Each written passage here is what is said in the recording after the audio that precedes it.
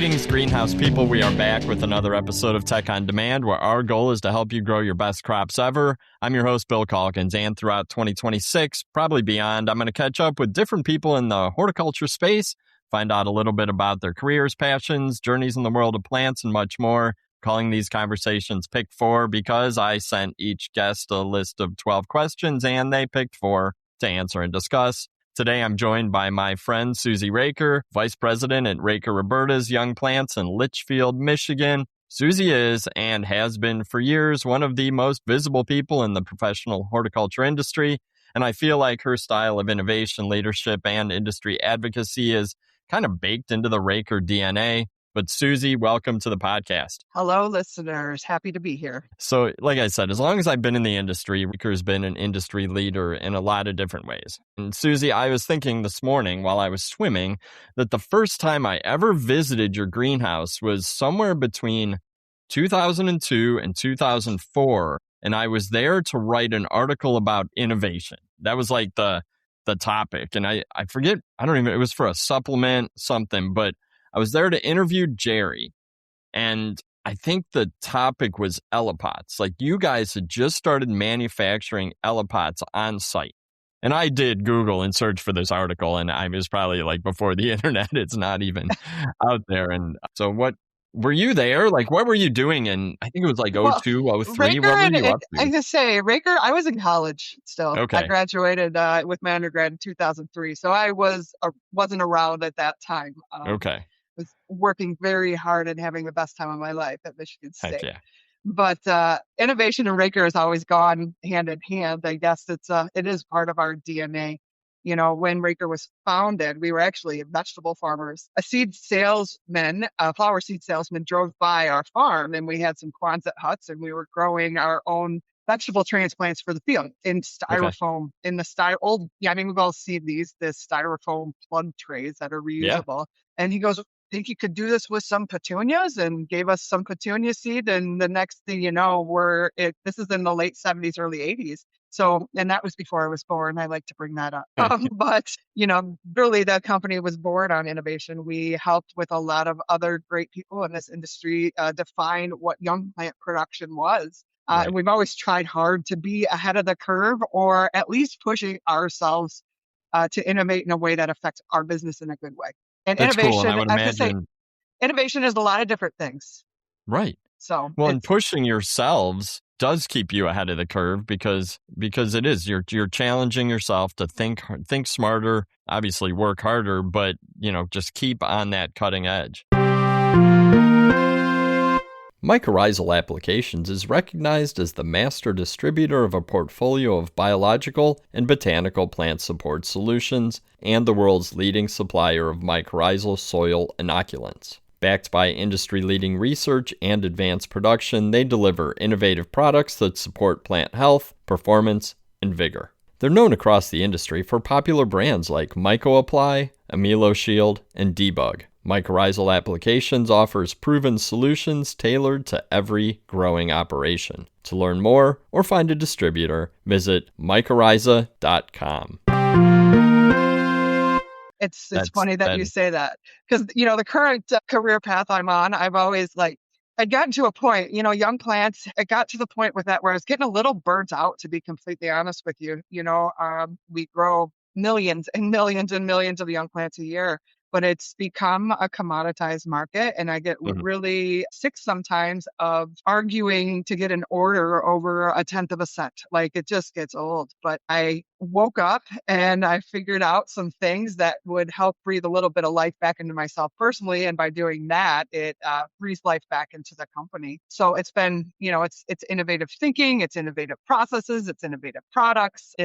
Innovation isn't just, it's not easily defined. How's that? No, that's very true. And I think recognizing that you were either burning out or not as excited about things as you were, and then taking charge of that and looking for some kind of new innovation, which we will get into, because I know what you're talking about. Yeah, I mean, we could totally chat all day, but the goal here is to get to know you, and we've got questions to answer. So are you ready for some questions? I'm ready. Let's rock and roll. All right, I'm gonna throw a curveball here, because before we get started, I do want to hear a little bit about Raker-Roberta's, because it's been It's got to have been 10 10 years. years since It's that been 10 company years. formed. Yes, Okay. it has been 10 years. And it's been 8, actually. Okay. It was December of 2018 is when we joined forces with Roberta's Unique Gardens, which is a very unique, innovative company in themselves based in Indiana. They are a strictly direct-to-consumer brand that sells almost solely on QVC, and that in Right. itself, mind blown, like just Yeah. the way that that market works. And so that's helped us a lot at Raker, actually, because it helped to expand our e-commerce and some of our capabilities. So Well, it's been a great partnership. and exposed you like very directly to what consumers are looking for, which I think we know our industry, we always think we know, but Yeah. we tend to be a little bit too distant from that market a lot of times. And I think we miss the mark. Well, and it's shown how different platforms need different plants. That's what it really showed me. So like selling on TV is interesting because it's a very specific target market consumer. And then you're talking about a plant for 3 to 5 minutes. Well, that's not as easy as it sounds. And so Yeah. the plants that are promoted and pushed on there, they have to perform well, but they also have to have a really good story because, to talk about a red impatient for 3 to 5 minutes is pretty hard. We all know that That's in for the sure. industry. And so, that's really a great platform for innovative, different, unique products. Yeah. Well, and then there was that I think that the whole merging of Rakers and Robertas was huge, obviously, for your business. And then obviously now you're representing one of the probably the coolest innovation in our industry, glow in the dark petunias. So that leads me to a question.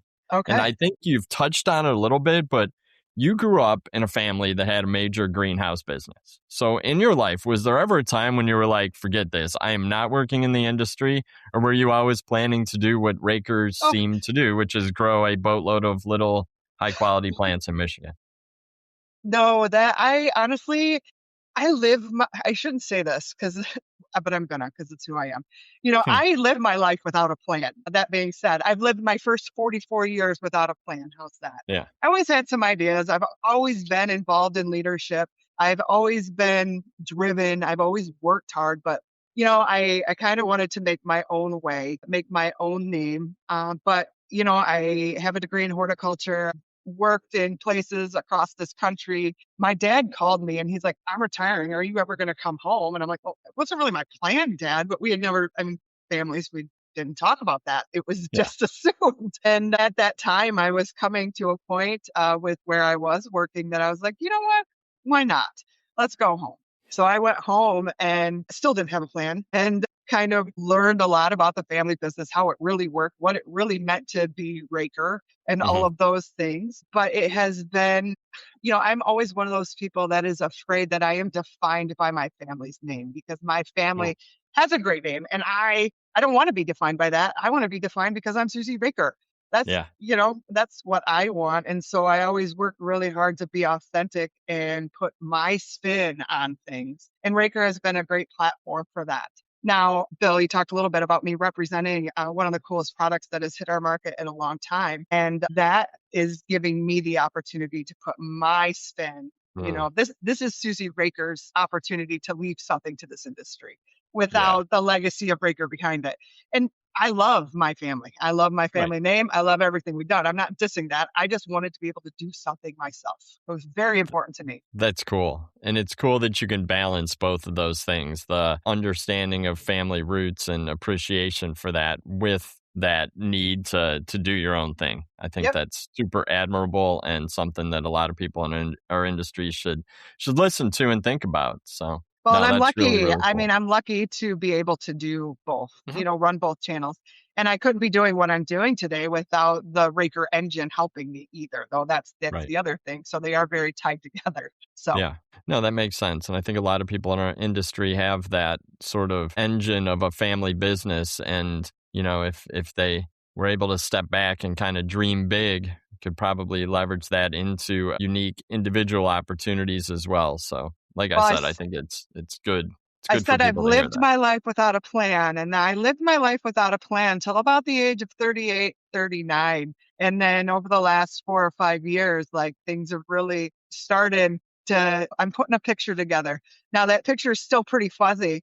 And it's, 100 yards down the road, but every day it comes into clearer and clearer view and the pieces start to get less fuzzy. It's amazing how things change when you're about to turn 40. Yeah. We could do a whole Well, podcast on that. 45 in 25 days. I turned 50 in June. Calkins, I'll give man, you my tips. friend. All right. Question 1. If you had a free hour, which I can't imagine you have many free hours now that we've been talking for 10 minutes. But anyways, if you had a free hour, what would we find you doing? Yeah, you're right. I don't have very many free hours, but I am a very physically active person. So if I have a free hour, I am doing something active and usually something athletic. I'm either at the gym with my friends. I'm an avid CrossFitter and it is a passion of mine. I like to move, or, my group of friends from the gym, I'll give them a shout out. We have a club name. It's called Bus 15. That's a story for another time. Oh, I bet. But we try to plan a couple of crazy physical endurance things every year. Last year, we did a 20-mile hike in 6 hours. We have a Case Spartan race planned in July. So, training for that. I also I have a gym at my house. So I use that if I have an hour of free time. Or I have a small zoo. I really love animals. I live out in the middle of nowhere and I walk a lot. So that's what you would find me doing with an hour of free time. So just moving. Awesome. I like moving. It frees the mind. It gives me time to think in a different space. And, endorphins are real. Oh, I totally agree. And I think that kind of activity, I always say it makes me a better parent, makes me a better employee, makes me a better husband. If I do that, I'm just, yes, it might sound selfish to take that hour, but it pays off in so many ways. It's funny. So I got married at 27, had a kid at 30, and then you get lost a little bit. You're trying to be a good mom. I'm trying to be a good wife. I'm trying to do all these things. Well, my marriage exploded. I still have a tremendous relationship with my ex-husband. So there's none of that. But then I finally had a little time I didn't have to be a perfect wife anymore. And so it freed up some time. And so I got back to my athletic roots and I felt guilty about it for a little bit. But then I came to the realization that if I didn't put time and effort into my health, first off, I couldn't preach to anybody about their health and how important it is to their well-being. And if I'm not healthy, I'm not good to anybody. I'm not good to my daughter. I'm not good to my family. And I'm not good to my teammates at Raker or at Rooted in Solutions. I don't use not having time as an excuse because it's just part of who I am now. Amen. I work out 90 minutes to 2 hours a day, and I wouldn't change that for the world. I'm with you 100%. I love hearing that. Thank you for that authentic and raw response. I love it. Yeah. All right. Question number 2. If you won the lottery and could start a horticulture business from scratch, what would it be and what would it look like? Well, you need to come back to me in about 5 years because although I did not win the lottery and I funded Rooted in Solutions primarily myself, I am doing that exactly. I am building the horticultural business that I would want to run. So Rooted in Solutions, still really defining who we are and what our identity is. But right now we represent Firefly Petunia, which is the world's first bioluminescent plant. And so we're really a marketing company, but because of my grower roots and my business partners in Rooted in Solutions are Casey Stanton. He's my production manager at Raker, and Jim Devereaux, who is the CEO of Greenfuse. And if anybody knows these people, we're having a good time. Oh, we're just a good time and crew. But we're a marketing company, but we also do product development, supply chain. And I think being where the three of us have come from in our horticultural career, we're doing it differently than it has traditionally been done. I don't just represent the Firefly Petunia, the light bio product line, but I'm also representing tomato purple empress, which is a genetically modified tomato that has more antioxidants than a blueberry. The niche is these super innovative products that deserve a different approach to coming to market. Taking a look at Firefly Petunia, most people think it'd be an easy home run to bring this thing to market. Oh, absolutely not. There's a lot of things. One of the easiest hurdles, it's not a hurdle. It's not an easy hurdle to get over, but one of the easiest hurdles to point out is that, by day it's a white petunia. By night, it glows in the dark. We don't shop for plants at dark. We don't shop for plants in the dark. So if I could sell them all in the dark, no problem. They'd walk out in truckloads, but we sell them during the day. And so merchandising and how do you tell the story and How do you create the solutions that a retailer needs to be successful with this product? So that's just one of the hurdles we're tackling at Rooted in Solutions. But then I never realized how much I love product development. Hmm. I am having so much fun, like figuring out where we want to go with this product line and then leveraging every relationship with every breeder I've ever met in my entire life to get there. And so it's just been a lot of fun. I would say my superpower in life is people. I'm good with them. I'm not the smartest person in the room, and I have no problem admitting that, but I can find the smartest person in the room, and they usually Oh, yeah. like to hang out with me. And so Yep. bringing this team together that we're working with and having that's what I'm enjoying doing. So, building this company, I never thought I'd be building a company like this right now, but I see the potential and I see that our industry desperately needs it because we are all craving something new and something different and something innovative. And so we'll see where it goes. Wow.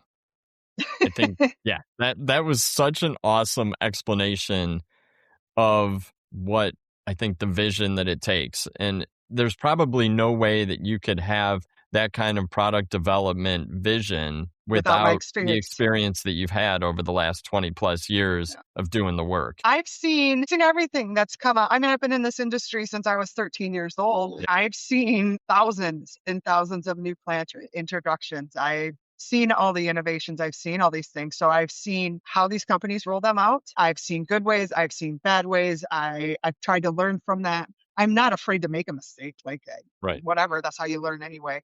I'm not afraid of failure either. So it's just learning from the past, applying it to the future, and figuring out where the heck we're. So I think that's great.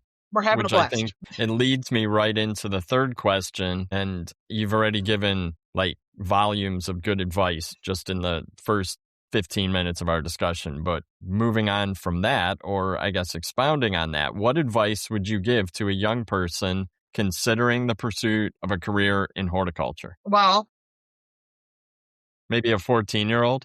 maybe, oh, geez, oh, Pete. At this point, with my 14-year-old daughter, although she is showing an interest in agricultural in general, I'm going to let it see how it floats out. My influence, I am a huge influence in her life, I obviously. And she sees how hard I work and she listens to the meetings I take and she hears how I talk. So I know I'm influencing her. But Mm-hmm. her aspirations are her aspirations. And as long as she can support herself, I will support her. But So I do. maybe fast forward 4 or 5 years to a student in horticulture who's like, all right, I'm going to get a degree and I want to, I'm looking for a career in this industry that I've fallen in love with. Yeah. So at the end of the day, like, I think the key to life in general is discipline and patience. And I would say for the first 10 or 15 years of my life, I had neither of those things. And I'm still working on that patience piece because I usually want it and I want it now. But discipline and patience you need to learn coming out of school, coming out of college, even coming out of high school. You don't know what you don't know. So be open to learning from the people that have set the pace, but also don't be afraid to question why. I ask why, or ask all the questions. I guess those are my words of wisdom for somebody pursuing a career in this industry. It is a great industry. I've worked in other industries. I've worked in parallel industries. I own a cannabis grow operation here in Michigan, and I hope nobody from that industry is listening. But at the end of the day, like the people in the ornamental horticulture space are the best people in the world. And they are not afraid to share all the accumulation of knowledge they've gained in their careers. So don't be afraid to ask questions and don't be afraid. No question is stupid. Like I feel like I ask stupid questions all the time, but usually it leads to another question that leads to another question that leads to some profound like light bulb going off. And so, like I said, just be passionate about what you're doing, because if you're passionate about what you're doing, you're going to want to do the very best job that you can, and never think that your idea is the only idea, because it never is. I always go in with a 50,000-foot view. And then as you start to get a little bit more tactical and into these things, that idea has to morph because of reality. Every grower is different. Every product is different.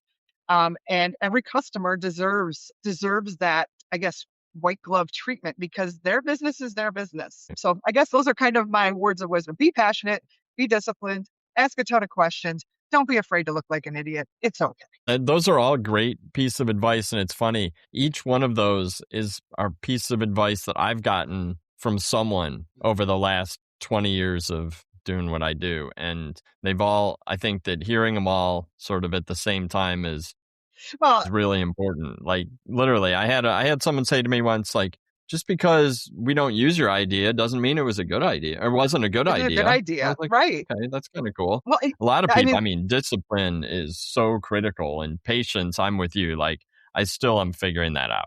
Like, well, and maybe probably will never figure that out, but be authentic. Like, here's the thing, like, you be who you are and don't be afraid of that and have self-awareness of who you are. Like, yeah. I know I'm pretty comfortable with who I am. I'm comfortable in my skin. Mhm. I know what I'm good at. I know what I'm bad at. I work at what I'm bad at to get better at it, but Yeah. you'll obviously lean into what you're good at. And so know who you are and then figure out how to make that work for you and where you want to go. But also always be authentic. Don't be fake. Oh, people drive me bonkers. Just be authentic. It's Like hard to be fake. Like the amount of stress it energy. takes to be fake isn't worth it. That's right. And so, like, just be authentic, like, be who you are because it takes all different kinds of people to make this world go round.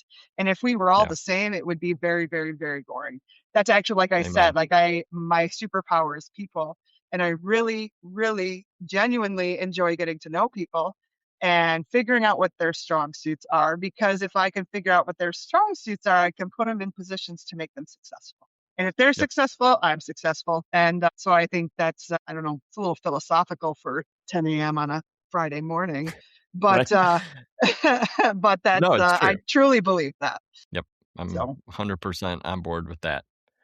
Final question. What does the future of horticulture look like? It's probably glowing or purple, but what does the future of horticulture look like?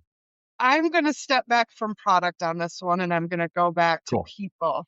Yeah. I honestly don't have a very clear picture of what the future of horticulture looks like right now. Our industry is in a very weird, trying time, in my opinion. And it's been happening over the last 10, 15, 20 years as, these greenhouse owners, nursery owners are getting ready to retire. There aren't enough people that are 40 to 50 with experience to take over these businesses. And so you're seeing a lot of consolidation, which means a lot more corporate, which is very not what our industry has been. Right. And so we have a really steep learning curve ahead of us as horticulture becomes much more corporate in the way it is run.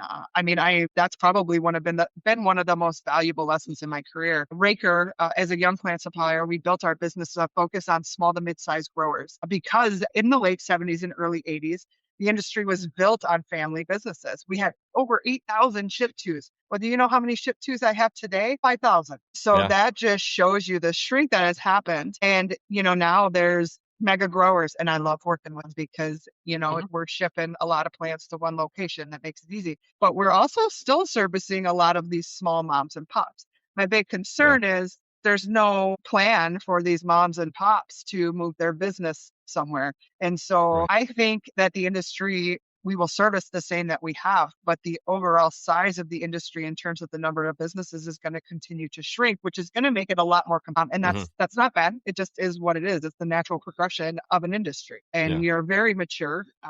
So I don't know. That's kind of what I think the future of horticulture is. Right. I think plants are a part of humans' lives, and I think they always will be. How they buy them, the form they buy them in, and all that, that's questionable. We all know that e-commerce business is growing. Right. That is one of the stamps I put on Raker when I came back. My dad was, take on a pet project, take on something that you Yeah. can make yours. And I started with a fundraiser program because it was right around 2008 recession. All I was Yeah. hearing is these uh, bands and youth groups and athletic programs were having to cut because there just was no money. And I'm like, well, they're trying to fundraise. I would rather buy a plant than I would a wrapping paper or a chocolate bar. And so we Yeah. started a fundraiser program, and then that led into developing a direct to consumer e-commerce business. But, at Raker, like everything, we do it with a weird spin. We've always been really, really good at putting plants in boxes. Like we are good at Yeah. that. We ship them all over the country. And so we just took what we were good at and did it in a different way to be able to get those to a consumer. Now, Raker themselves, we don't market or sell any e-commerce products, but we fulfill for a lot of different brands. So instead Okay. of being the brand, we support the brand because that's just never been. We are a production engine. So once Yeah. again, leaning into our strengths, yada, yada, and tying that back to what does the future of horticulture look like?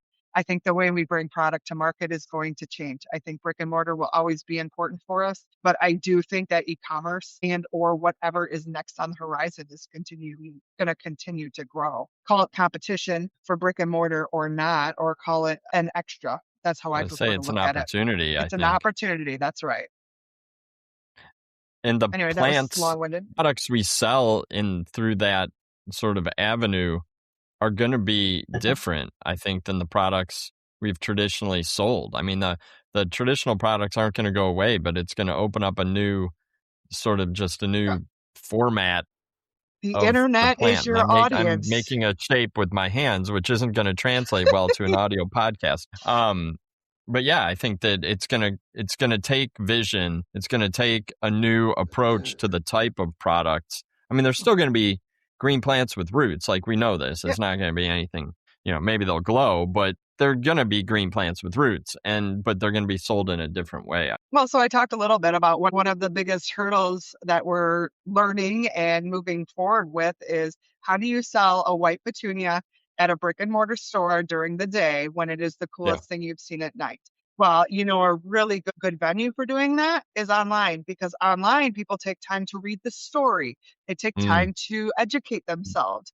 Whereas in They a can watch a store, video showing it glow. that's exactly right. Whereas in a store, that isn't there. And Right. so it also talks about our messaging as an industry. In-store messaging is a heck of a lot different than online messaging because you're Mhm. talking to a different type of consumer. So I don't know. I do think online platforms are just going to continue to grow for our industry. We are still continuing to figure out best product formats for getting the product there in one piece and in shape and affordably and all of those things. But it's not going away. I hardly Right. buy anything in a store anymore. I mean, I pick up my groceries or they get delivered to my house. And the way the world works is changing, and horticulture has to change with it. Yep. So And we will. I think yeah, that we might go kicking and screaming into the change like we have in the past about change, but we will change. We will evolve. But it is going to take leaders like you and some of your peers across the industry to make this happen. And yeah, and some of these young people in our industry, hopefully they've gotten inspired by listening to you because they're the ones that are going to make this change. I mean, yeah. Well, it's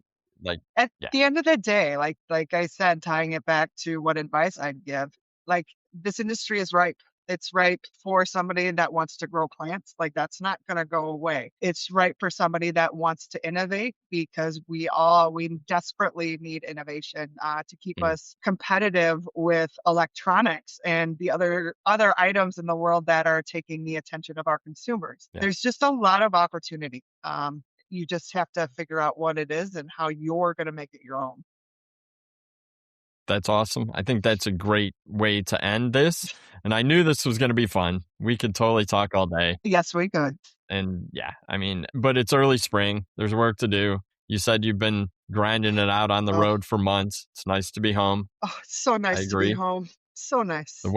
weather today, at least here in the Midwest, is nice. It's going to be cold for Easter Sunday. I saw like 45 here in Cleveland, but Yeah, I turned my furnace off and opened my windows today. yeah, let's take it while we can. Yeah, letting a little bit of that fresh air in. So For sure. Well, Susie, thank you so much for your time today.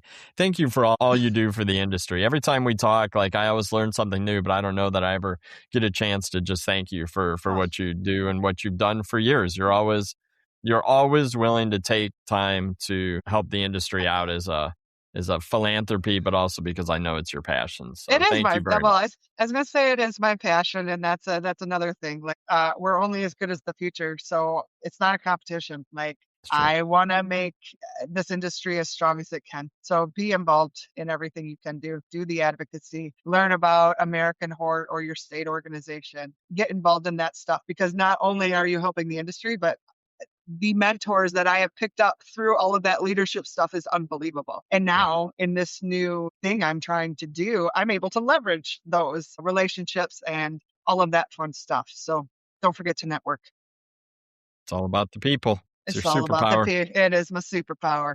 So It's awesome. It's awesome. Well, awesome. I think that wraps up this episode of Tech on Demand, but I can't close without reminding you to subscribe, like, share the podcast with your peers. There are almost 250 episodes in the archive covering a wide range of topics, something for everyone in horticulture, garden center retail, landscape, CEA, and more. But take care out there. Susie, thank you so much.